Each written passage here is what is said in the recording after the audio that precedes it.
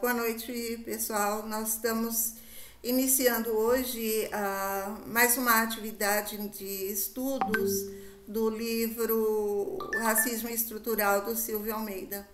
Hoje nós vamos fazer um estudo do capítulo 2, que é Racismo e Ideologia. Eu vou apresentar o capítulo e depois nós abrimos para debate, tá bom? Hoje, excepcionalmente, eu vou pedir aos companheiros para não se estenderem muito nos comentários de 3 a 5 minutos, porque nós temos um limite de horário hoje, que é no máximo 8h40, tá bom? Então, eu peço desculpas e vou desligar a câmera para eu poder aproximar aqui o texto. O capítulo 2 do Silvio Almeida, Racismo e Ideologia, é um capítulo curto, né? Ele não lógico, se é curto não é extenso, né? Mas é um capítulo muito denso. E eu estudei o capítulo, destaquei alguns pontos que eu achei importante, mas depois de uma releitura eu percebi que o texto ele é autoexplicativo e aí fica difícil, né, para a gente destacar, né, alguns pedaços do texto. Então eu vou pedir permissão, né, para todos para lerem a íntegra do capítulo 2 e depois nós fazemos a discussão. Então, no início, né, o capítulo 2 ele divide em 4 tópicos, né? O primeiro é como naturalizamos o racismo. E aí ele começa assim. Desde que comecei a integrar as ações do movimento negro e a estudar a fundo as relações raciais, passei a prestar atenção ao número de pessoas negras nos ambientes que frequento e que papel desempenham. Nos ambientes acadêmicos e próprios ao exercício da advocacia, percebi que, na grande maioria das vezes, eu era uma das poucas pessoas negras, se não a única, na condição de advogado e de professor. Entretanto, essa percepção se altera completamente quando, nesses mesmos ambientes, olho para os trabalhadores da segurança e da limpeza, a maior parte negros e negras como eu, todos uniformizados, provavelmente mal remunerados, quase imperceptíveis aos que não foram despertados, entre aspas, para as questões raciais como eu fui.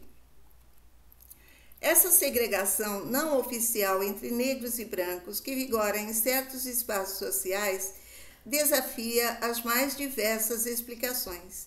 Eis algumas delas. Primeiro, pessoas negras são menos aptas para a vida acadêmica e para a advocacia. 2. Pessoas negras, como todas as pessoas, são afetadas por suas escolhas individuais e sua condição racial nada tem a ver com a situação socioeconômica. 3. Pessoas negras, por fatores históricos, têm menos acesso à educação e, por isso, estão alocadas em trabalhos menos qualificados, os quais, consequentemente, são mal remunerados. 4. Pessoas negras estão sob o domínio de uma supremacia branca politicamente construída e que está presente em todos os espaços de poder e de prestígio social. As duas primeiras explicações são racistas.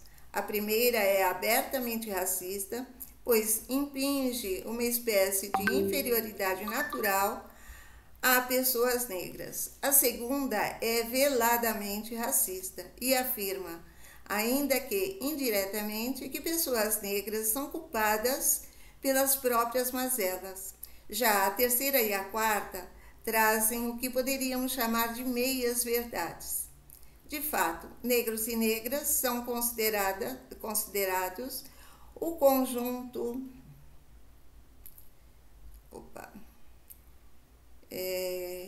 conjunto da população brasileira apresenta o menor índice de escolaridade e, sim, o sistema político e econômico privilegia pessoas consideradas brancas. Mas o que as explicações 3 e 4 não mostram é o motivo pelo qual pessoas não brancas têm menos acesso à educação e como e por que pessoas brancas obtêm vantagens e privilégios sociais. Todavia, por mais que sejam bastante diferentes umas das outras, as tentativas acima de explicar a desigualdade racial têm em comum o fato de que são o resultado de elaborações intelectuais que em determinados momentos ganharam até mesmo o status de ciência. Mesmo hoje, quando as teorias racistas estão desmoralizadas nos meios acadêmicos e nos círculos intelectuais que a gestaram, na cultura popular ainda é possível ouvir sobre a inaptidão dos negros para certas tarefas que exigem preparo intelectual, senso de estratégia e autoconfiança, como professor, médico, advogado, goleiro, técnico de futebol ou administrador. As constatações acima nos levam a algumas questões importantes.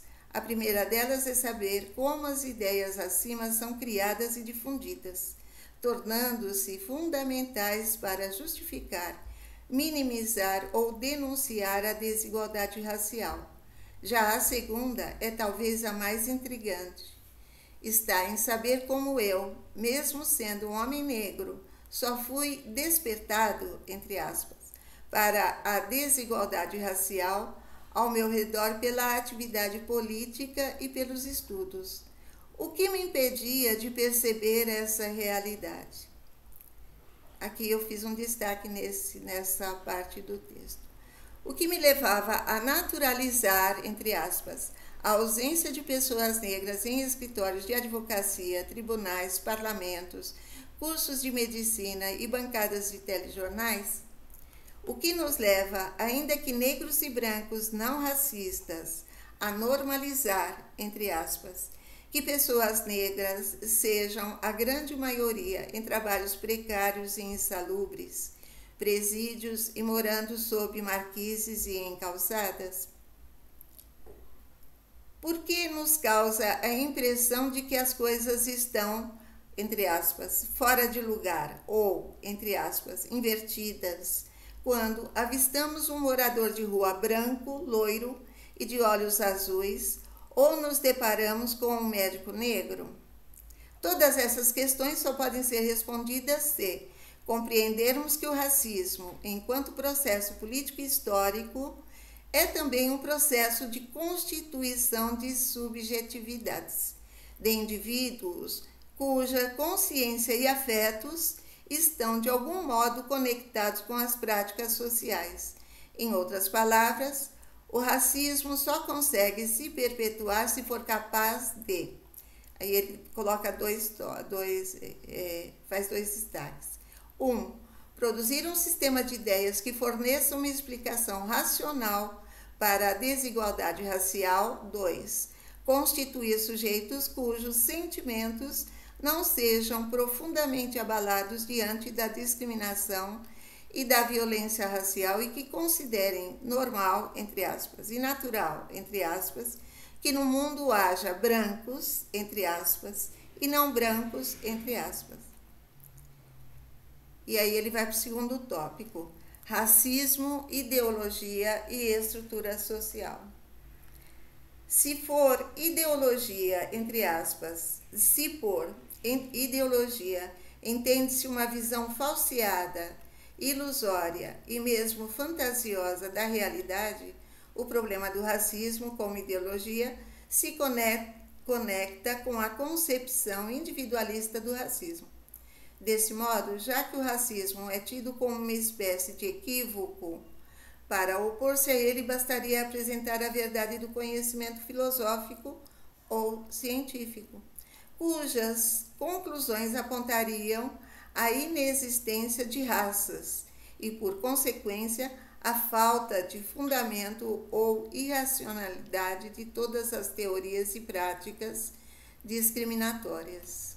Entretanto, para as visões que consideram o racismo um fenômeno institucional e ou estrutural, mais do que a consciência, o racismo como ideologia molda o inconsciente. Dessa forma, a ação dos indivíduos, ainda que conscientes, entre aspas, se dá em uma moldura de sociabilidade dotada de constituição historicamente inconsciente, ou seja, a vida cultural e política no interior da qual os indivíduos se reconhecem enquanto sujeitos autoconscientes e onde formam os seus afetos é constituída por padrões de clivagem racial inseridos no imaginário e em práticas sociais cotidianas. Desse modo, a vida normal, entre aspas, os afetos e as verdades, entre aspas, são inexoravelmente perpassados pelo racismo, que não depende de uma ação consciente para existir. Pessoas racializadas são formadas por condições estruturais e institucionais. Neste sentido, podemos dizer que é o racismo que cria a raça e os sujeitos racializados. Os privilégios de ser considerado branco não dependem do indivíduo socialmente branco reconhecer-se ou assumir-se como branco, e muito menos de sua disposição em obter a vantagem que lhe é atribuída por sua raça. O racismo constitui todo um complexo imaginário social que a todo momento é reforçado pelos meios de comunicação, pela indústria cultural e pelo sistema educacional. Após anos vendo telenovelas brasileiras, um indivíduo vai acabar se convencendo de que mulheres negras têm uma vocação natural para o trabalho doméstico e que a personalidade de homens negros oscila invariavelmente entre criminosos e pessoas profundamente ingênuas, ou que homens brancos sempre têm personalidades complexas e são líderes natos, meticulosos e racionais em suas ações. E a escola reforça todas essas percepções ao apresentar um mundo em que negros e negras não têm muitas contribuições importantes para a história, literatura, ciência e afins, resumindo-se a comemorar a própria libertação graças à bondade de brancos conscientes. Apesar das generalizações e exageros, poder-se-ia dizer que a realidade confirmaria essas representações imaginárias da situação dos negros. De fato, a maioria das domésticas são negras, a maior parte das pessoas encarceradas é negra, e as posições de liderança nas empresas e no governo geralmente estão nas mãos de homens brancos. Então, não estariam os programas de televisão, as capas de revistas e os currículos escolares somente retratando o que de fato é a realidade? Na verdade, o que nos é apresentado não é a realidade, mas uma representação do imaginário social acerca de pessoas negras. A ideologia, portanto, não é uma representação da realidade material, das relações concretas, mas a representação da relação que temos com essas relações concretas. Dizer que nossa visão sobre a sociedade não é um reflexo da realidade social, mas a representação de nossa relação com a realidade faz toda a diferença. Isso faz da ideologia mais do que um produto do imaginário. A ideologia é, antes de tudo, uma prática, para nos convencermos de que existem lugares de negro e lugares de branco na sociedade. Ou, no mínimo, não nos espantarmos com essa constatação. Não basta ler os livros de autores racistas como Gobineau, Nina Rodrigues ou Oliveira Viana. É necessário, por exemplo, que ao frequentar a escola, as lições desses autores racistas sejam acompanhadas de uma realidade em que os professores sejam brancos, alunos sejam brancos, as pessoas consideradas importantes sejam igualmente brancas. Da mesma forma, o imaginário em torno do negro criminoso, representado nas novelas e nos meios de comunicação, não poderia se sustentar sem um sistema de justiça seletivo, sem a criminalização da pobreza e sem a chamada, entre aspas, guerra às drogas, que na realidade é uma guerra contra os pobres e particularmente contra as populações negras. Não seria exagero dizer que o sistema de justiça é um dos mecanismos mais eficientes na criação e reprodução da raça e de seus múltiplos significados. Ademais, a própria indiferença teórica sobre a desigualdade racial nos campos político e econômico é fundamental para constituir um imaginário racista, pois, assim, sem críticas ou questionamentos, a discriminação racial ocorrida nas relações concretas aparecerá à consciência como algo absolutamente normal, entre aspas, e corriqueiro. O racismo é uma ideologia desde que se considere que toda ideologia só pode subsistir se estiver ancorada em práticas sociais concretas. Mulheres negras são consideradas pouco capazes porque existe todo um sistema econômico, político e jurídico que perpetua essa condição de subalternidade, mantendo-as com baixos salários, fora dos espaços de decisão, expostas a todo tipo de violência. Caso a representação das mulheres negras não resultasse de práticas efetivas de discriminação, toda vez que uma mulher negra fosse representada em lugares subalternos e de pouco prestígio social, haveria protestos e, se fossem obras artísticas, seriam categorizadas como peças de fantasia.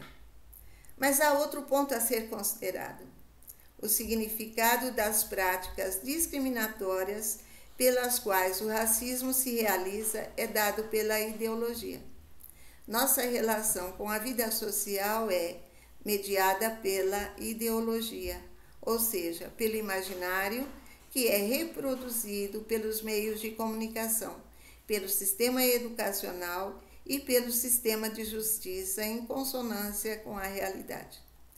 Assim, uma pessoa não nasce branca ou negra, mas torna-se a partir do momento em que seu corpo e sua mente são conectados a toda uma rede de sentidos compartilhados coletivamente, cuja existência antecede a formação de sua consciência e de seus afetos.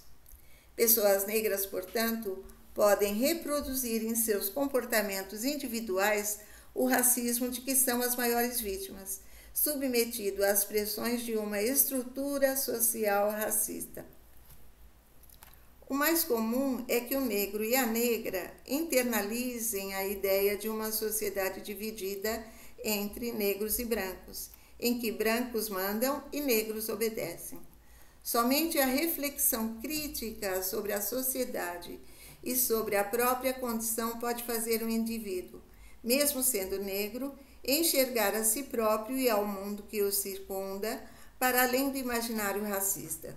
Se boa parte da sociedade vê o negro como suspeito, se o negro aparece na TV como suspeito, se poucos elementos fazem crer que negros sejam outra coisa a não ser suspeitos, é de se esperar que pessoas negras também achem negros suspeitos, especialmente quando fazem parte de instituições estatais encarregadas da repressão, como é o caso de policiais negros.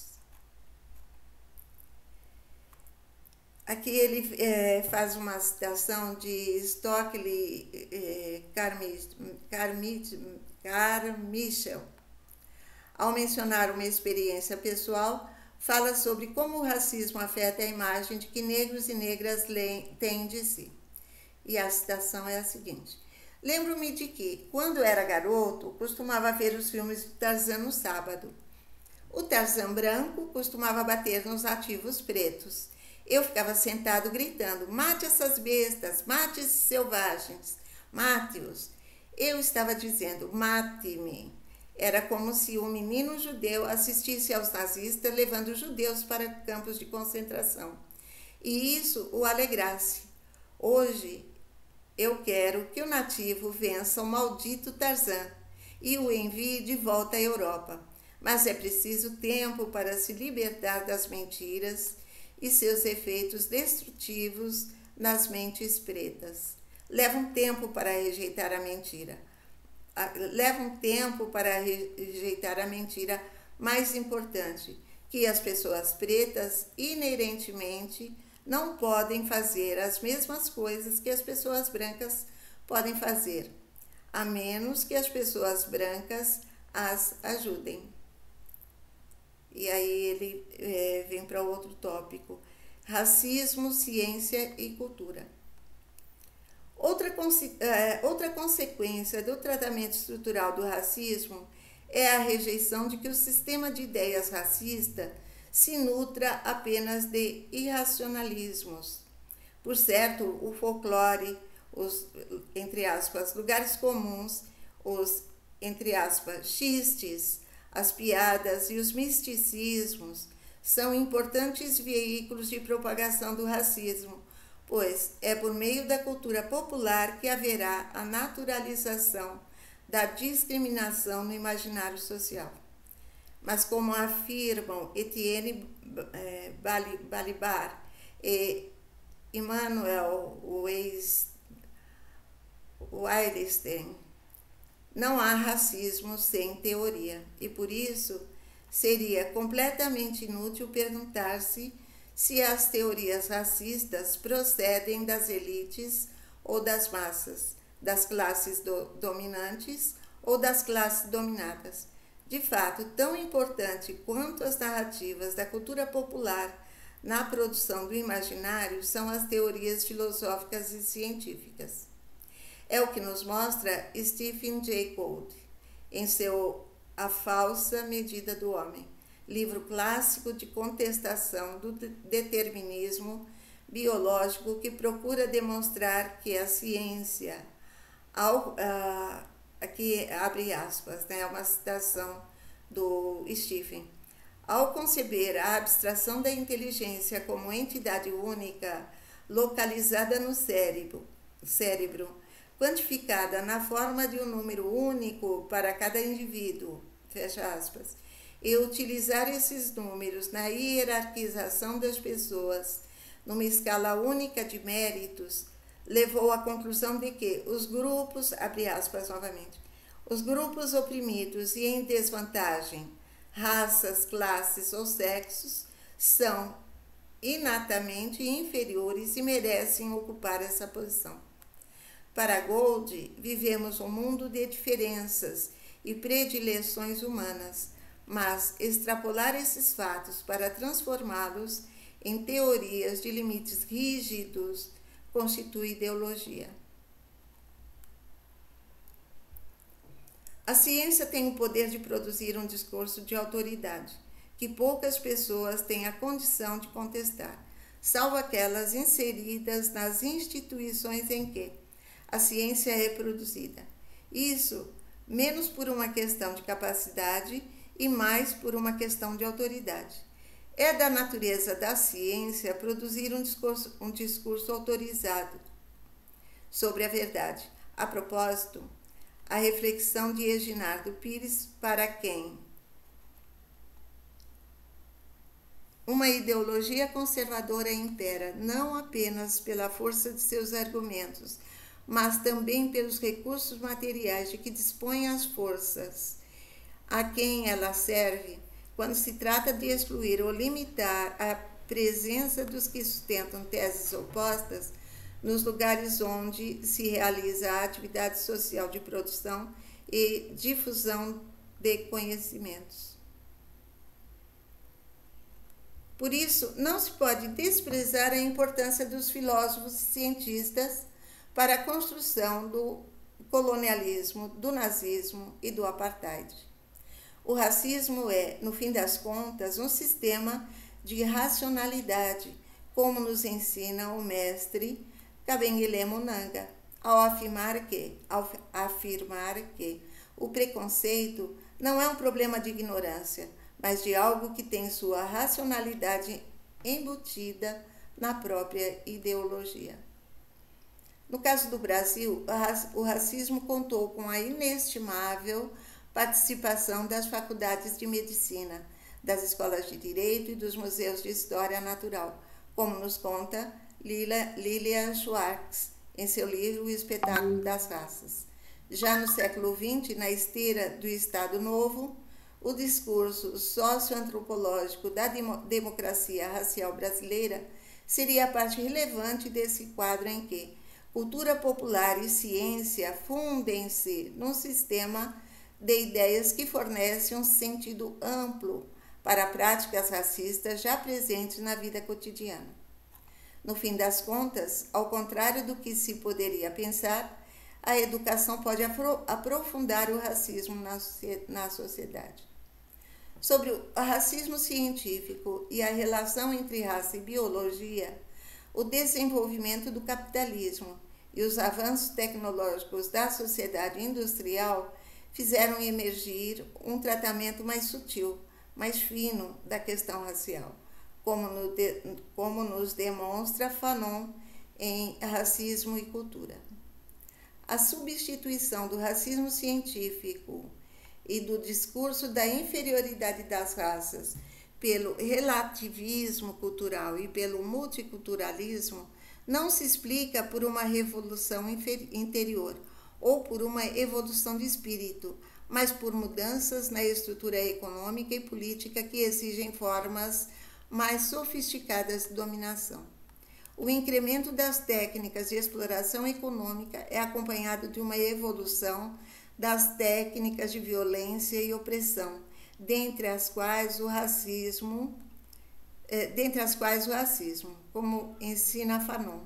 E aqui é uma citação do Fanon. A evolução das técnicas de produção, a industrialização, aliás limitada, dos países escravizados, a existência cada vez mais necessária de colaboradores impõe ao ocupante uma nova atitude. A complexidade dos meios de produção, a evolução das relações econômicas que, quer se queira, quer não, arrasta consigo a das ideologias, desequilibram o sistema. O racismo vulgar, na sua forma biológica, corresponde ao período de exploração brutal dos braços e pernas do homem.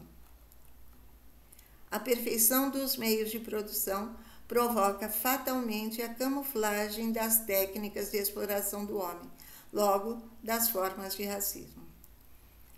Em uma sociedade que se apresenta como globalizada, multicultural e constituída de mercados livres, o racismo já não ousa se apresentar sem disfarces.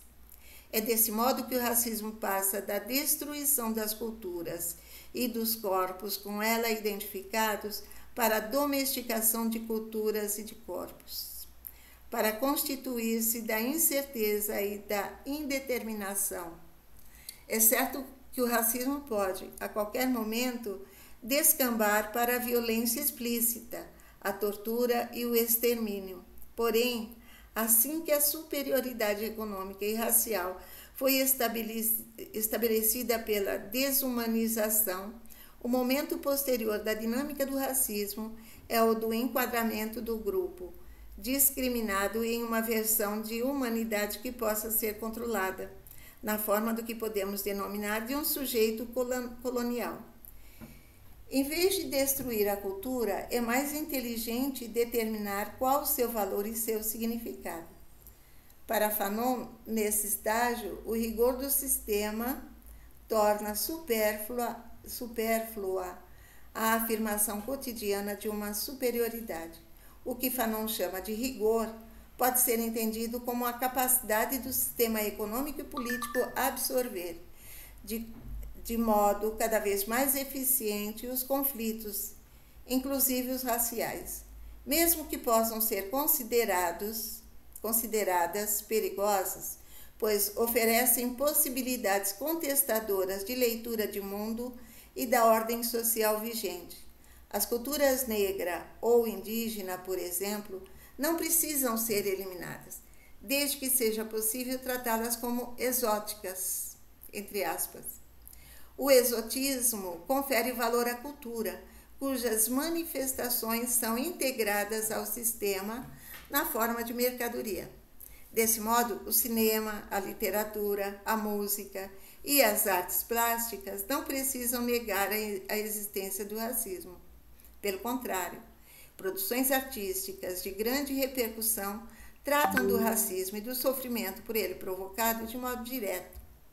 Não é apenas extirpando a cultura que o racismo se apresenta, mas, entre aspas, desfigurando-a, para que a desigualdade e a violência apareçam de forma, entre aspas, estilizada, como tema de meditação ou peça publicitária, e possam assim ser integradas à normalidade da vida social. A permanência do racismo exige, em primeiro lugar, a criação e a recriação do imaginário social em que determinadas características biológicas ou práticas culturais sejam associadas à raça. E, em segundo lugar, que a desigualdade social seja naturalmente atribuída à identidade racial dos indivíduos, ou, de outro modo, que a sociedade se torne indiferente ao modo com que determinados grupos raciais detêm privilégios. E aí ele faz uma pergunta: branco tem raça? Muitas explicações sobre o racismo afirmam a existência de uma supremacia branca. A supremacia branca pode ser definida como a dominação exercida pelas pessoas brancas em diversos âmbitos da vida social. Essa dominação resulta de um sistema que, por seu próprio modo de funcionamento, atribui vantagens e privilégios políticos, econômicos e afetivos às pessoas brancas. O problema de considerar o racismo como obra da supremacia branca ocorre quando se considera este termo fora de um contexto histórico. Não há uma essência branca impressa na alma de indivíduos de pele clara, que os levaria a arquitetar sistemas de dominação racial. Pensar desse modo simplista e essencialista a questão racial pode conduzir-nos a uma série de equívocos que só tornam ainda mais difícil a desconstrução do racismo. Dizer que o racismo é resultado de uma ahistórica e fantasmagórica supremacia branca reduz o combate ao racismo a elementos retóricos, ocultando suas determinações econômicas e políticas. Não se nega que uma das características do racismo é a dominação de um determinado grupo racial sobre outro, mas o problema está em saber como e em que circunstâncias essa dominação acontece. A ideia de que supremacia branca pode ser útil para compreender o racismo, se for tratada a partir do conceito de hegemonia e analisada pelas lentes das teorias críticas da branquidade ou branquitude, a branquitude pode ser definida como uma posição em que sujeitos que ocupam esta posição foram sistematicamente privilegiados no que diz respeito ao acesso a recursos materiais e simbólicos, gerados inicialmente pelo colonialismo e pelo imperialismo, e que se mantêm e são preservados na contemporaneidade. A supremacia branca é uma forma de hegemonia, ou seja, uma forma de dominação que é exercida não apenas pelo exercício bruto do poder, pela pura força, mas também pelo estabelecimento de mediações e pela formação de consensos ideológicos. A dominação racial é exercida pelo poder, mas também pelo complexo cultural em que as desigualdades, a violência e a discriminação racial são absorvidas como componentes da vida social, como uma rede na qual os sujeitos brancos estão consciente ou inconscientemente exercendo em seu cotidiano por meio de pequenas técnicas, procedimentos, fenômenos e mecanismos que constituem efeitos específicos e locais de desigualdades raciais. O fato de parte expressiva da sociedade considerar ofensas raciais como piadas, entre aspas, como parte de um suposto espírito irrelevante que graça na cultura popular em virtude da democracia racial, é o tipo de argumento necessário para que o judiciário e o sistema de justiça, em geral, resista em reconhecer casos de racismo e que se considerem racialmente neutros. Por outro lado, ser branco é também o resultado de uma construção social que materialmente se expressa na dominação exercida por indivíduos considerados brancos ou na supremacia branca. O branco, lembra-nos aquele Mambembe, é uma categoria racial que foi pacientemente construída no ponto de encontro entre o direito e os regimes de extorsão da força de trabalho. A admiração e valorização das características físicas e dos padrões de beleza, entre aspas, dos povos europeus é também um indicador de quais indivíduos e grupos são considerados os ocupantes naturais de lugares de poder e destaque. Na análise de Maria Aparecida Bento, o racismo funciona como uma espécie de, entre aspas, pacto narcísico entre brancos, em que as condições de privilégio racial não são colocadas em questão. O silêncio, a omissão, a distorção do lugar do branco na situação das desigualdades raciais no Brasil tem um forte componente narcísico de autopreservação, porque vem acompanhados de um pesado investimento na colocação desse grupo como grupo de referência da condição humana. Tanto o, entre aspas, ser branco quanto o, entre aspas, ser negro são construções sociais. O negro é produto do racismo, sobredeterminado pelo exterior, diz Frantz Fanon. O negro faz-se humano com a negritude e com a consciência negra, que constituem a reação intelectual e política contra as condições impostas a ele pelo racismo. Assim como o privilégio faz de alguém branco, são as desvantagens sociais e as circunstâncias histórico-culturais, e não somente a cor da pele ou o formato do rosto, que fazem de alguém negro.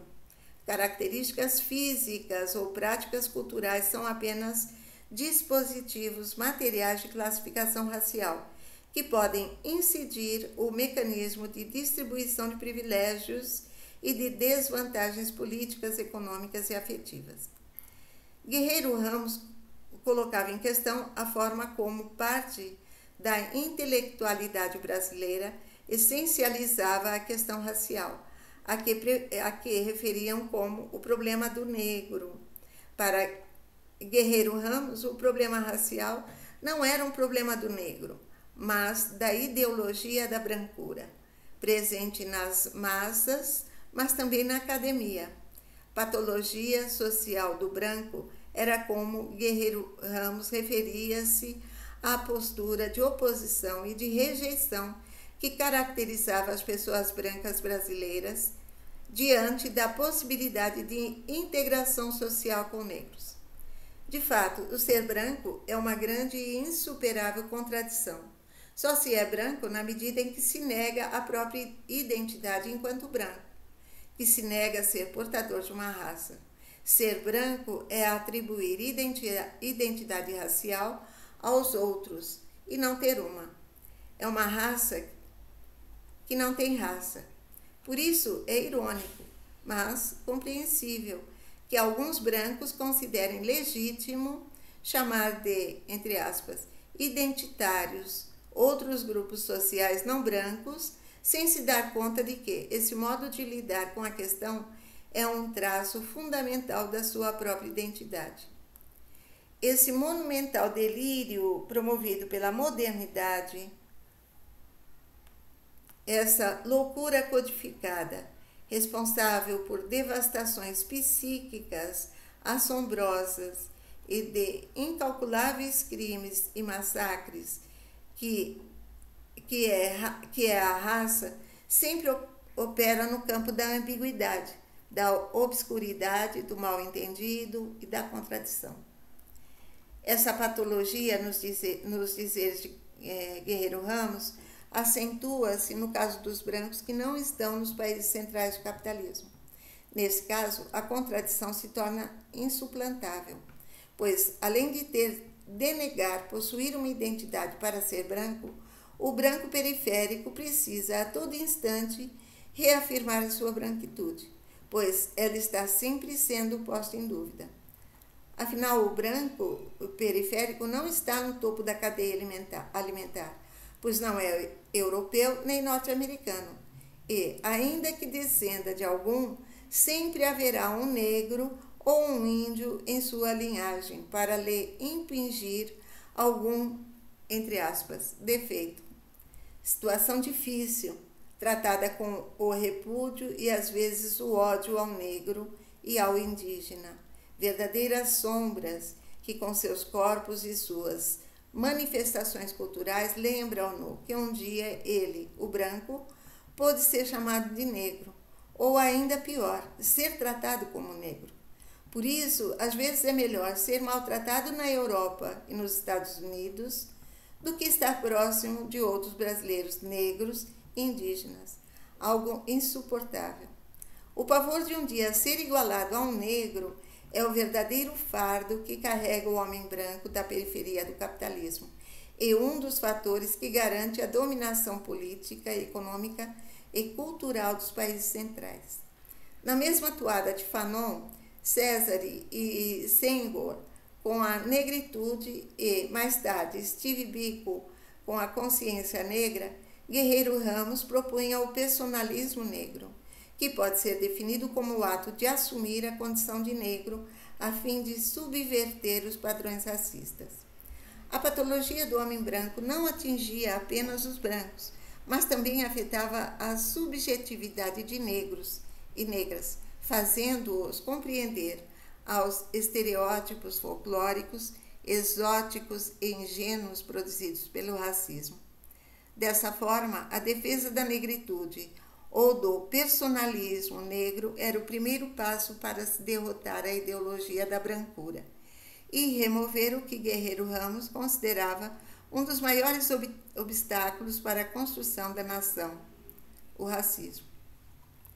Uma vez que raça e racismo são conceitos relacionais, a condição de negro e de branco depende de circunstâncias históricas e políticas específicas, ainda que uma articulação entre as realidades internacionais, regionais e locais seja essencial para explicar a constituição da raça, queremos enfatizar que a formação cultural, político-institucional e econômica específica de cada país será determinante para que a condição de negro e de branco seja atribuída aos indivíduos.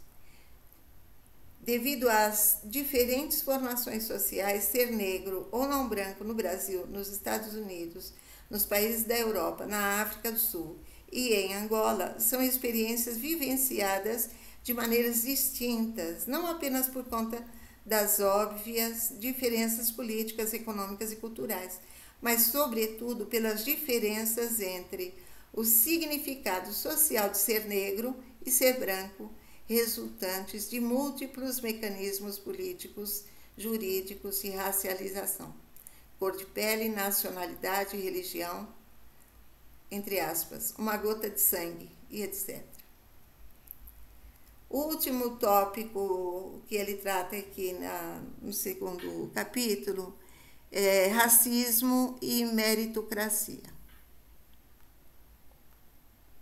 Um dos grandes problemas vivenciados em uma sociedade permeada por conflitos e antagonismos de classe, de raça e sexuais é como compatibilizar a desigualdade com parâmetros culturais baseados em ideologias universalistas, cosmopolitas e, portanto, politicamente impessoais, neutras e pautadas pela igualdade formal.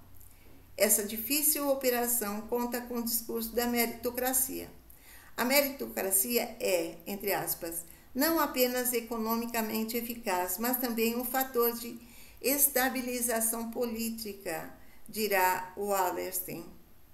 Assim, a soma do racismo histórico e da meritocracia permite que a desigualdade racial, vivenciada na forma de pobreza, desemprego e privação material, seja entendida como falta de mérito dos indivíduos. A meritocracia se manifesta por meio de mecanismos institucionais, como os processos seletivos das universidades e os concursos públicos. Uma vez que a desigualdade educacional está relacionada com a desigualdade racial, mesmo nos sistemas de ensino públicos e universalizados, o perfil racial dos ocupantes de cargos de prestígio no setor público e dos estudantes nas universidades mais concorridas reafirma o imaginário que, em geral, associa competência e mérito a condições como branquitude, masculinidade e heterossexualidade e cisnormatividade. Completam um conjunto de mecanismos institucionais meritocráticos os meios de comunicação, com a difusão de padrões culturais e estéticos ligados a grupos racialmente dominantes, e o sistema carcerário, cujo pretenso objetivo de contenção da criminalidade é, na verdade, controle da pobreza e, mais especificamente, controle racial da pobreza. No Brasil, a negação do racismo e a ideologia da democracia racial sustentam-se pelo discurso da meritocracia.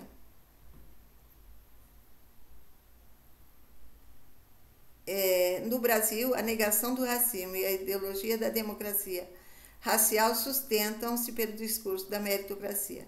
Se não há racismo, a culpa pela própria condição é das pessoas negras que, eventualmente, não fizeram tudo o que estava a seu alcance. Em um país desigual como o Brasil, a meritocracia avaliza a desigualdade, a miséria e a violência, pois dificulta a tomada de posições políticas efetivas contra a discriminação racial, especialmente por parte do poder estatal. No contexto brasileiro, o discurso da meritocracia é altamente racista, uma vez que promove a conformação ideológica dos indivíduos à desigualdade racial. E aqui termina o segundo capítulo do livro Racismo Estrutural, do Silvio Almeida.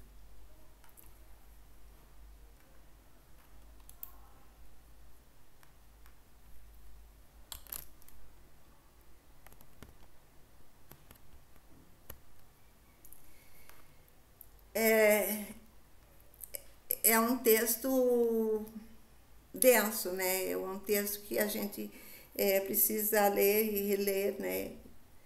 Mas o que ele diz lá no primeiro tópico, né, desse segundo capítulo, né, o que faz, né, o que determina, né, o que sustenta o racismo no Brasil, né, é sem dúvida alguma a ideologia, né, essa ideologia que cria esse lugar, né, do branco e do negro essa ideologia, segundo ele, o que determina, né, o racismo não é a cor da pele, mas é a ideologia, é a forma como o negro é construído dentro da sociedade e a forma também como o branco é construído dentro dessa sociedade, né? E isso, é claro que tem relação direta com o contexto histórico de formação do Brasil, né? Isso é uma herança, né, dos séculos de colonização, de escravização, de uma libertação que não houve, né, e que permanece até hoje, né?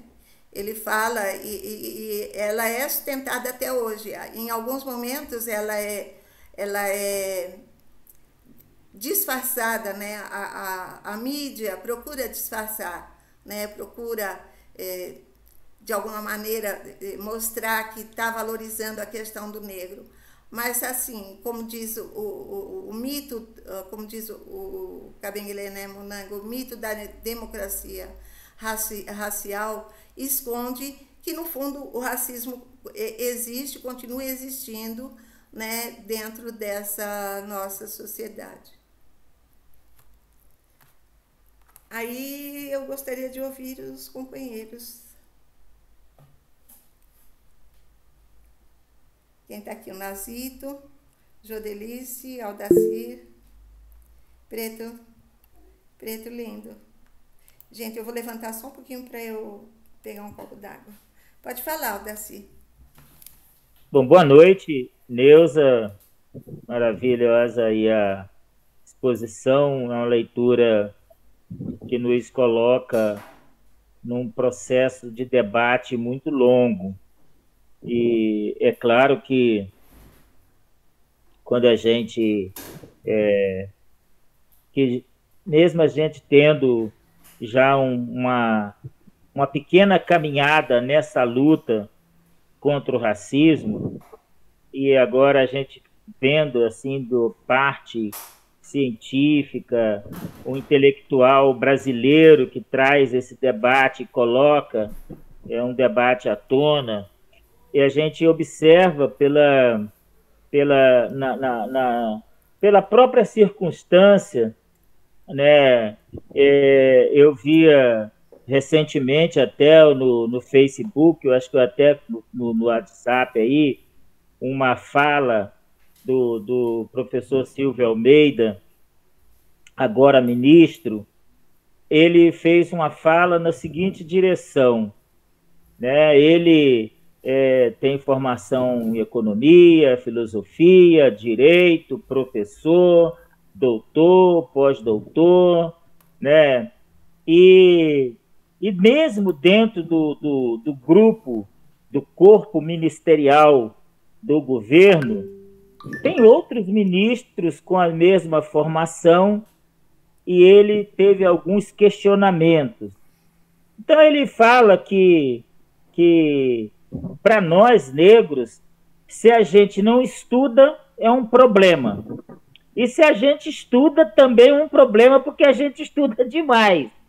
Então, para o branco, vai ter sempre um problema. E eu vi a exposição da Neuza, eu fiquei aqui... Inclusive, a gente faz uma pergunta, né? Como superar essas questões?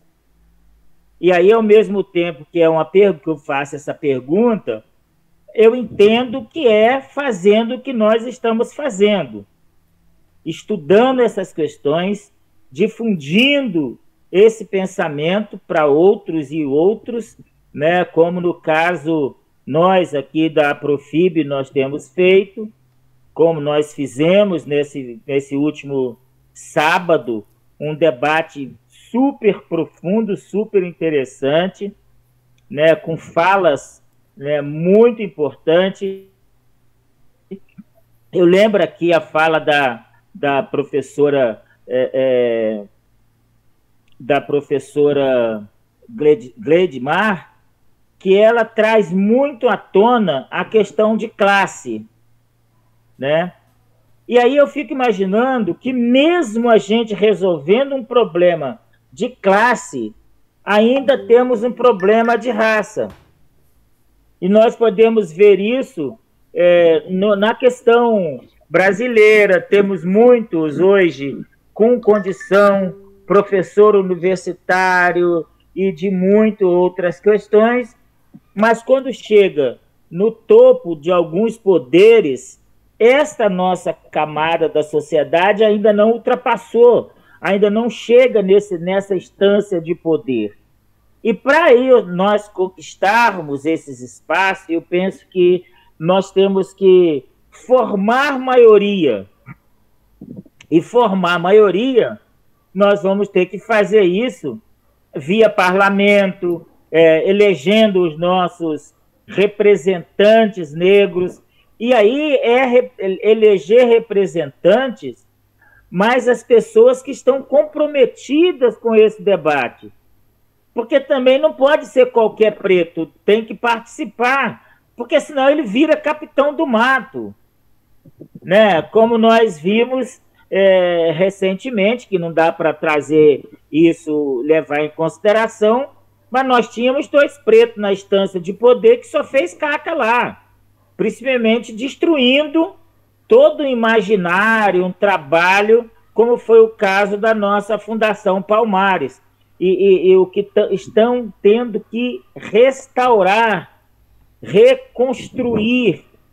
Por isso o governo hoje tem esse nome, Brasil da Reconstrução, porque não é fácil ter que reconstruir.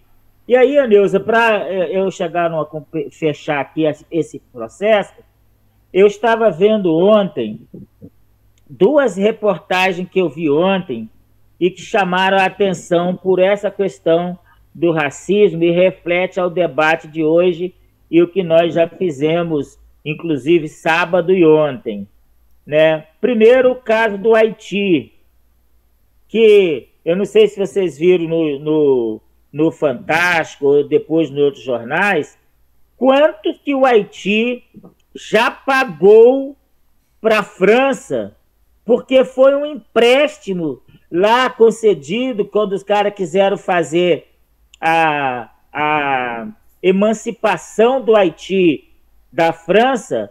Lá o Napoleão Bonaparte concordou, porém dizendo que eles tinham que pagar, ele emprestava o dinheiro para eles, para depois o Haiti pagar para a França. Olha, pegou emprestado o dinheiro que era deles, aí eles têm que pagar para um banco francês e já pagaram mais de não sei quantos bilhões de dólares para a França e continuam devendo. E aí, hoje a gente tem um debate no Brasil e a gente fala enquanto diáspora, a diáspora da 6ª região, parece que é a diáspora africana, que a gente está discutindo a descolonização do continente africano e o perdão dessa dívida, que quem tem a dívida com os países africanos são os países europeus colonizadores. E ainda continuam roubando o continente e suprimindo os bens materiais e as riquezas e massacrando o seu povo. Então é um caso que a gente também tem que levar em consideração e começar a estudar essa situação. Outro caso que me chamou a atenção ontem, que eu fiz questão de assistir, foi a entrevista do Robinho a uma moça lá do que eu não lembro o nome, Carol, alguma coisa assim, da TV Record, naquele programa que tem logo depois do futebol. E aí o Robinho se colocando as questões dele, apresentando algumas provas materiais do que ele está ali se colocando, não está eximindo de ter feito um flerte lá com a moça e ter coisa e tal, mas que ele não cometeu crime e mais, e ali está tipificado um caso explícito de racismo, porque um moleque preto, brasileiro, latino-americano, na Itália, ganhando muito dinheiro, como que barra esses pretos? Então, aí com toda o nosso cuidado para fazer esse debate, que não dá para a gente também sair fazendo a torta direito às defesas, mas precisamos olhar essa questão racial. E aí, para concluir, eu fico lembrando da fala daquele secretário quando perguntou para o nosso grande companheiro Aldo Santos: você é mesmo professor? Né? É claro que por trás daquela palavra estava ali escrito assim: ora, você é mesmo todo esse intelectual todo que está passando por aí, que está apresentando? Né? E como que o racismo ele exclui a gente de estar em determinados lugares, né? E aí mesmo quando a gente observa a condenação do Aldo, a gente pode colocar também o quanto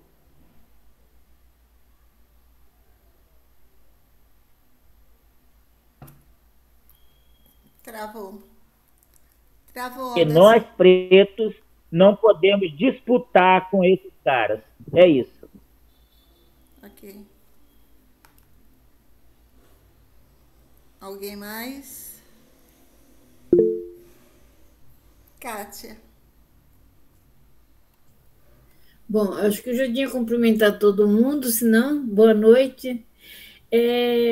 Eu vi na TV que estão formando um partido de pessoas negras. O que vocês acham disso? Isso é um avanço, é um retrocesso?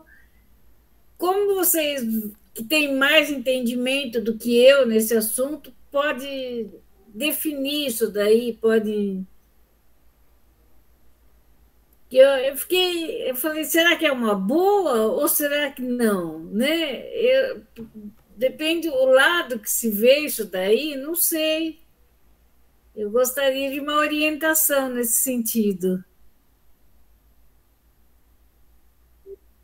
Alguém quer responder a Kátia? Eu não escutei direito, mas acho que fugiu a fala dela ali. Ela perguntou sobre se está havendo a criação de um partido de pessoas pretas, negros, é isso? Isso. Se você acha se isso daí é bom ou ruim? Bom, primeiro que constitucionalmente é proibido, não se pode fazer. E segundo que tem alguns grupos aí colocando isso, mas não foi à frente. E ele está se colocando como um partido denominado de raízes, né, onde a sua grande maioria são negros, mas também é um processo que não se sustenta em si. É melhor, então, discutir com outras frentes, como a UP, que sabemos aí, e outros grupos. Seria aquele partido que está sendo criado na favela? É um partido... A rede favela lá, que é a CUFA, o pessoal da CUFA. Isso, o pessoal da CUFA. Esse é um grupo, tem outro grupo que é o Raízes, que é um pessoal que eu conheço também daí de São Paulo, e teve um outro grupo também que tentou fazer uma criação, não deu certo. E hoje a gente tem a UP, que é uma unidade popular, que o presidente é o negro, que é o Péricles, que todo mundo conhece, foi candidato a presidente. Então, mas esse outro aí da Rede Favela Brasil, que também tem o nome, esse Rede Favela Brasil, ele traz esse nome, não traz em si que ele é um partido de negros, ele é dirigido por negros, mas ele não se coloca como um tal porque a Constituição não permite. Mas se é criado dentro da favela, né, ainda que não seja constituído unicamente de negros, acaba tendo, na grande maioria, negros, né? Porque é onde Sim, está a maior parte, a maior parcela, né, da população negra, né? sim, sim. Exatamente nas favelas. Então, acho que é isso. Aline? Boa noite, pessoal.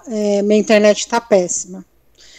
O primeiro comentário que eu gostaria de fazer é parabenizar a Neuza pela apresentação, porque como está bem pautada, bem explicada, que até ela disse no começo que é autoexplicativo, apesar de ser longo, acaba virando referência para a gente quando vai para o YouTube para poder indicar para qualquer pessoa que tenha interesse no livro, né? Compartilhar uma curiosidade com vocês, que não sei se a maioria que sabe, que a palavra escravo vem da palavra eslavo, que são povos do continente europeu, lá do norte da Europa. Porque essa questão da guerra entre os povos sempre existiu na Europa, no continente africano, enfim. E normalmente, quando esses eslavos eram pegos, eles eram muçulmanos, então eles eram vendidos. É só para compartilhar a curiosidade, mas agora uma coisa atual. Não sei se vocês viram que foi aprovada na CCJ a criminalização da posse de drogas, em qualquer quantidade. E nesse próprio capítulo do Silvio Almeida, ele fala dessa questão do sistema prisional ser majoritariamente negro. E eu queria saber se vocês pensam igual eu, que assim, vai piorar muito o sistema prisional, porque agora que se vai colocar os negros em massa, mais do que está no sistema prisional, a partir do momento que você criminaliza qualquer tipo de droga e qualquer quantidade. Estou muito preocupada com essa questão. No momento em que se busca a descriminalização, né, eles vão e colocam uma determinação totalmente contrária, né? E detalhe, tem uma meia-culpa, porque aí o sistema judiciário ele não se diz racista nem patriarcal, apesar de sê-lo, né? E aí acho que foi hoje que eles estão querendo aprovar 30% de cotas em concurso para pessoas negras. Então, assim, ele tem alguma parte do livro do Silvio Almeida que ele fala sobre isso também, que você vai dando alguns benefícios aos povos negros para você dizer que não, você não é racista. Né, que é mais ou menos o que o Senado está fazendo. É aquilo que está escrito aqui no capítulo, né? Dá algumas concessões para legitimar o mito da democracia racial. É exatamente isso. Nazito levantou a mão. Nazito, eu não te cumprimentei. Boa noite, Nazito. Bem-vindo. Com a palavra, Nazito. Olá, boa noite, Neuza, boa noite a todas, todos e todes, meu caro Preto Lindo Lindo, Jodelice, a Kátia e a Aline que falou agora, é isso. Gente, eu estou aqui na cidade de Aracaju, quer dizer, na verdade aqui não é nem Aracaju, mas é muito vizinho, São Cristóvão, onde fica localizada a universidade, né, a UFES. Já estou aqui iniciando o meu doutorado. Parabéns. Obrigado.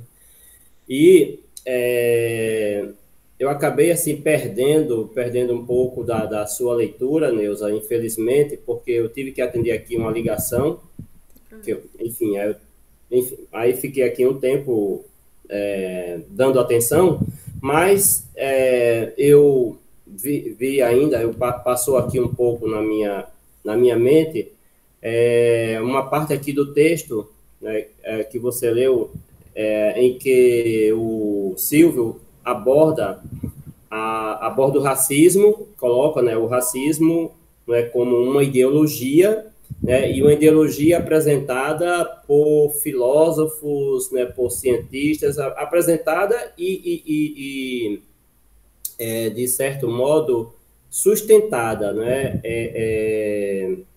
sustentada e defendida. Né, uma tese defendida, e por falar nisso, eu estava aqui me lembrando se é que podemos dizer assim, que quem criou o racismo, não é, pelo menos o racismo moderno, não é, foi um francês chamado Arthur de Gobineau, é isso? Salvo engano, né?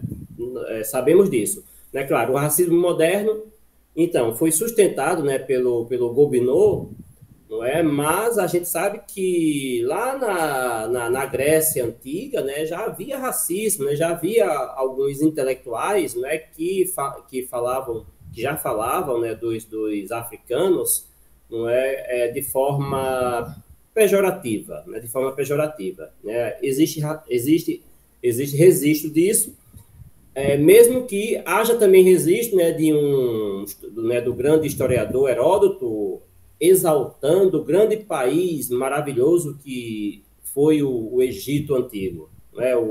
Apesar dele também fazer referências assim, digamos, não confortáveis, não muito belas em relação ao Egito, mas em outros momentos ele exalta.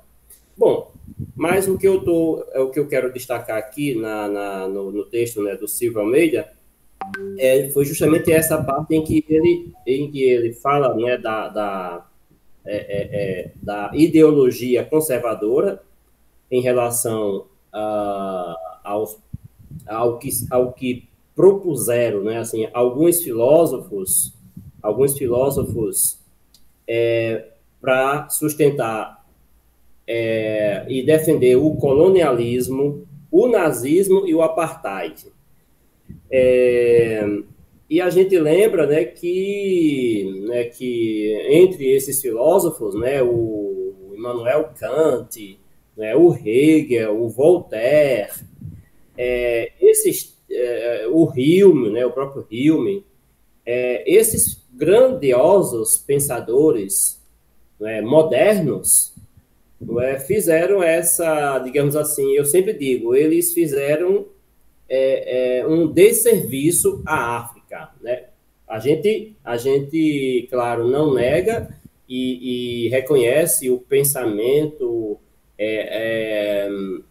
a contribuição deles, né, para com a filosofia ocidental, não é? Mas quando a gente lembra, né, da parte em que eles disseram que a África não existia, né, que não havia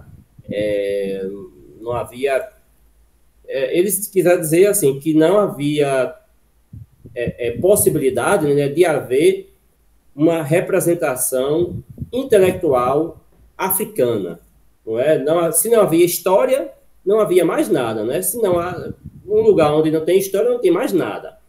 Enfim, a gente não pode esquecer disso, não é? De que houve, né,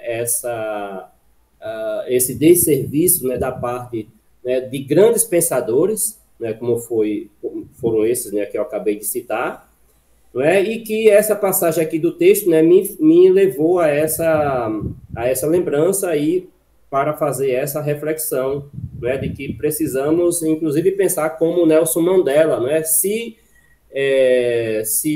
aprendeu a odiar, pode-se aprender também a amar. Não é? Então, acho que nós, educadores, né, estamos dentro dessa construção, não é? Estamos dentro desse barco, né, navegando para trazer luz, né, luz para nós mesmos e para aqueles que vão receber de nós as referências. Não é? Acredito que a educação é para isso, sim, né? O Nelson Mandela tinha razão, não é? Que claro, né? Se existiu e ainda existe, né, uma ideologia, a ideologia conservadora que sustenta, que defende o racismo, o colonialismo, não é? E o apartheid, não é? Que, aliás, está muito vivo, né, no mundo de hoje, né, lá na faixa de Gaza, né, nós temos muito, nós percebemos que isso é muito claro lá, não é? Essa separação, né, de classes, né, de raças, né, de pessoas, E não podemos admitir, né, que isso esteja correto, que deve ser assim mesmo, né, como muitos pensam, né, que está certo, que é assim mesmo, que alguém cometeu o erro e que agora que se pague, não é? Enfim. Então, era isso que eu queria assim, destacar, Neuza, não é? Assim, diante do que você apresentou aqui.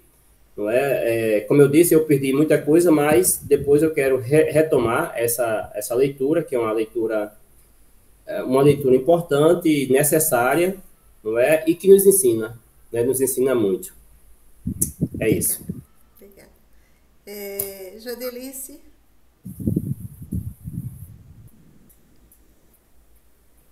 Jodelice, liga o microfone, Jodelice.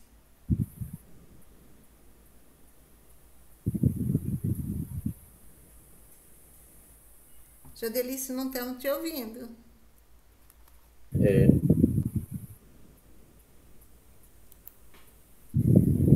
Está com o microfone desligado, Jodelice? Não, ela estava aberta, agora que ela fechou. Chega mais pertinho, se você tiver no celular.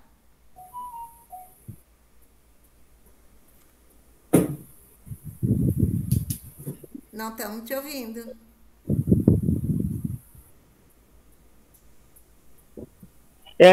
Da outra vez também o microfone dela deu trabalho para ela. Então... Acho que ela não está se entendendo, ela e o microfone.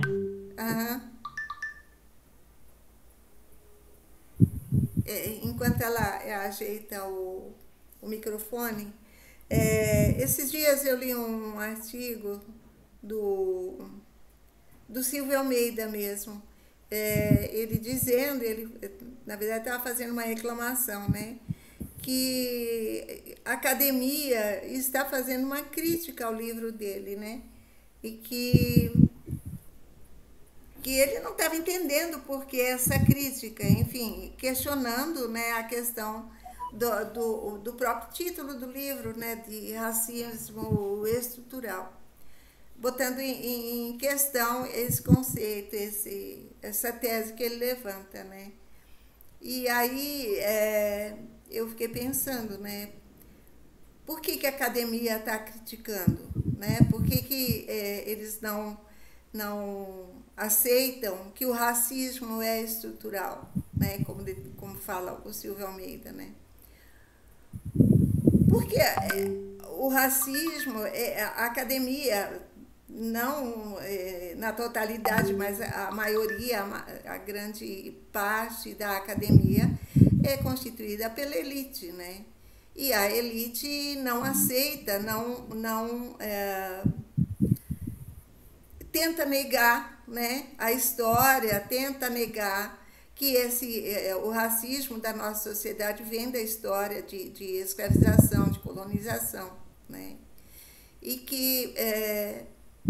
aí eu fiquei pensando nesse estudo que nós estamos fazendo, né, que o Aldo apresentou há alguns dias o primeiro capítulo, né, e assim, eu acho que nós não temos dúvida, né, eu acho que nós não temos dúvida de que o racismo é estrutural. Não tem como negar que o racismo é estrutural. Ele está diretamente ligado à formação do Brasil, né, ele está diretamente ligado à estrutura social, econômica, histórica, né, do Brasil. Então não tem como negar. Então eu acho que é isso. E esse capítulo ele traz o que é que sustenta, né, esse racismo, o que é que sustenta essa estrutura, se não é a própria ideologia, né, criada, herdada lá da colônia e que se mantém na sociedade até hoje. Então, acho que é um pouco essa reflexão também que a gente tem que fazer. Aldo? A Jodelice já resolveu lá. Não, já resolveu, Jodelice, o microfone? Não. Acho que não. A hora que você conseguir falar, você abre aí, tá bom? Eu acho, nesse caso, Jodelice, acho que é melhor... sair e voltar. sair e voltar, porque talvez você já reconecte novamente. Isso. Né? Se ela estiver ouvindo. Tá bom, Jodelice? Sai e entra novamente.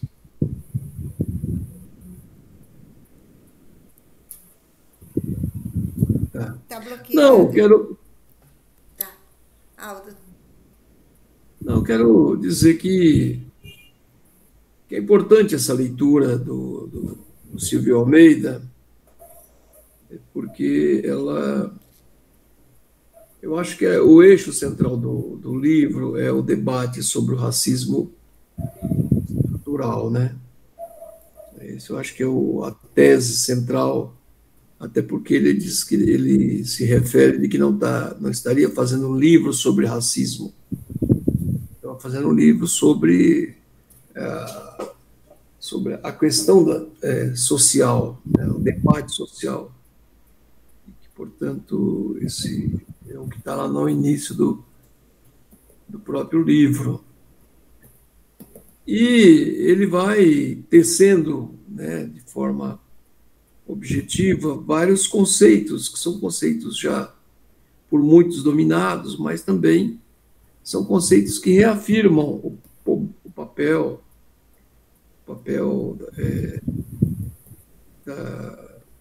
existente nos dias de hoje do racismo impregnado, como políticas gerais definindo comportamentos, normas, enfim.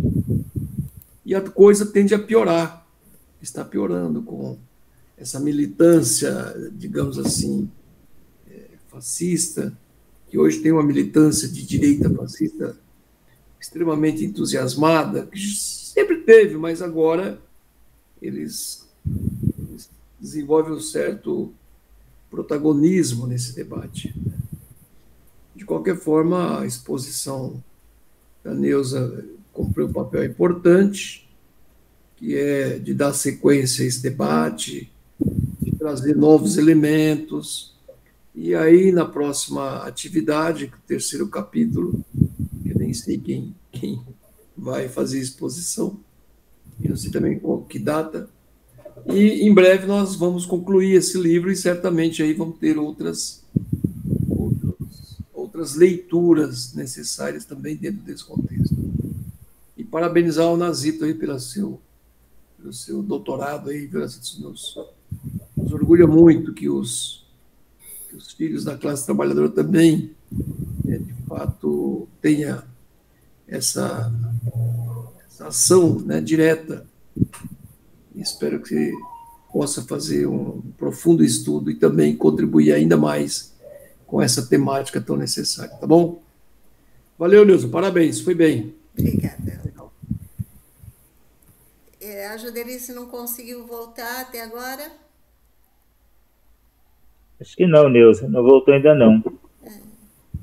Então, Tia Neuza, só uma questão que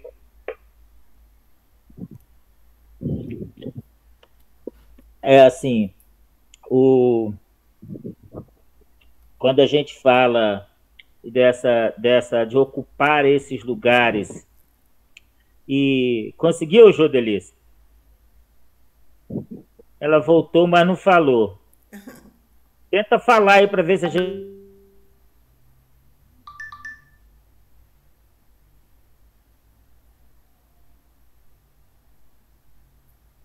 dizer, fica feliz e mais gente indo para a academia falando sobre nós, mais de nós falando sobre nós, porque até então nós tínhamos muitos dos outros falando sobre nós.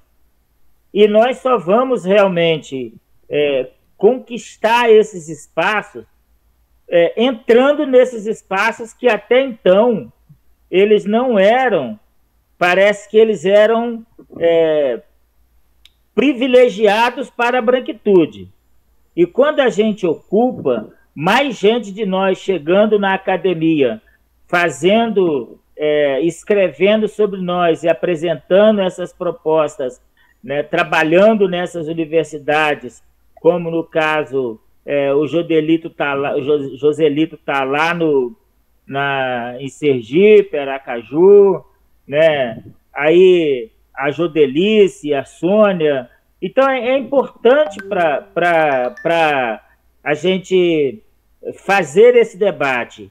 Hoje, eu sei que o encontro de acadêmicos organizado aí pela Associação dos Pesquisadores Negros vai ter um grande número de pessoas, o que não comporta em 20 anos atrás, quando começou, 20, 30 anos atrás, quando começou o primeiro encontro de intelectuais negros, que foi, se não me engano, foi em Volta Redonda, Rio de Janeiro. E o professor Kabengele Munanga estava lá ministrando aula. Então, a gente traz essas reflexões e elas são importantes hoje quando se traz esse debate. Então, nesse sentido, eu acho que livros como Os Espetáculos das Raças, que é a Lilia Schwartzman que escreve, agora essa moça que escreveu o livro, que na verdade são 1000 páginas, é complicado para a gente, que é O Defeito de Cor, mas são debates interessantes que a gente vai trazendo. E eu quero parabenizar nós mesmos, porque nós estamos sendo ousados. E a partir do momento em que a Profib ela vai ao Congresso Nacional, ela vai ao Ministério da Educação e apresenta uma proposta de mudanças de rumo da educação brasileira, na entrada com a apresentação do ensino de filosofia e, sobretudo, o ensino de filosofia africana nas escolas, eu não sei se teve outras entidades ou outros que tenham tido essa proposição. Se tiver, maravilha, mas nós estamos sendo pioneiros nesse debate. E essa conquista será muito valiosa para todos nós. E reforçando mais ainda o nosso seminário, que eu tenho certeza que irá acontecer lá na Paraíba. Vai ser muito bom, Nazito. Vai ser assim, Nazito, Jodelice, Sônia, Edmar, que está lá na Paraíba. Eu acredito que nós daremos um salto muito importante na história da nossa entidade e na vida pessoal de cada um de nós. A vida pessoal e acadêmica, claro. Consegue falar, Jodelice, agora?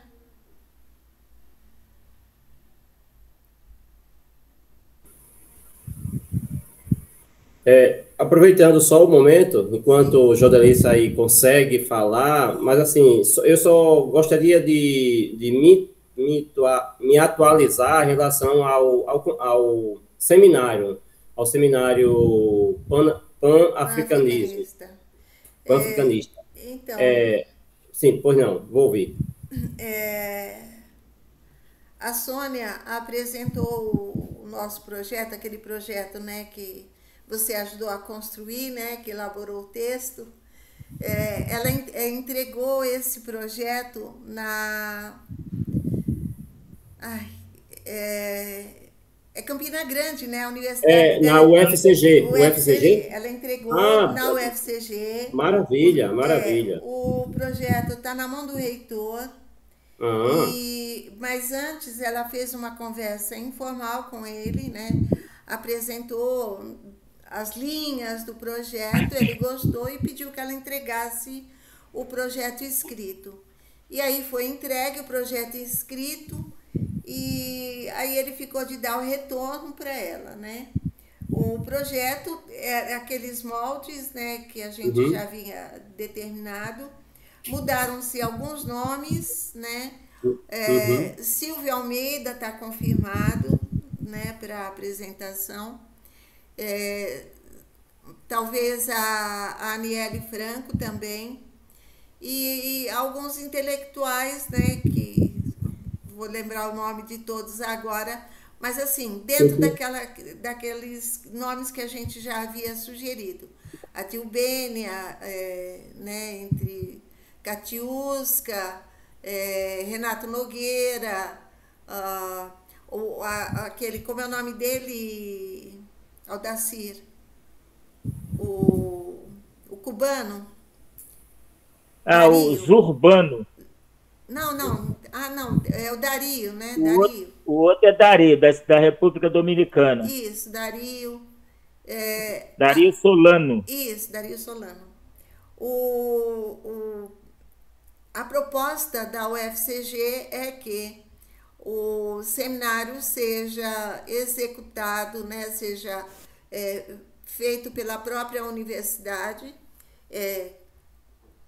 sendo que nós somos os proponentes, a Profib é o proponente, junto com a ASPEFIL, mas quem vai executar o projeto é o UFCG. Então, toda a verba vai ser custeada pela UFPB, que vai buscar os caminhos, né, para conseguir a verba. E o encontro será presencial, esse é um dos critérios da UFCG, que seja presencial e que seja em Campina Grande, né? Então, é isso, a gente está aguardando o retorno, fizemos uma proposta, né? Apresentamos uma proposta, e aí estamos aguardando o retorno do reitor. A Sônia está viajando essa semana, viajou semana passada, essa semana também ela está em atividade fora, né, de Campina Grande, ela está lá para Sumé, Cajazeiras, se não me engano, outro lugar que ela ia viajar. E aí, quando ela voltar para Campina Grande, ela vai saber do reitor a resposta. A data está condicionada, a data do seminário está condicionada a uma aula inaugural do curso da UFCG, porque essa aula inaugural será dada pelo Silvio Almeida. Então, a UFCG quer que, no mesmo pacote, né, traga o Silvio Almeida para a aula inaugural e já para a abertura do nosso seminário. E aí a gente está aguardando para saber quando vai ser essa data, né? Então, acho que é isso, mas foi o que eu disse para a Sônia, se é aula inaugural, deve ser no início do segundo semestre.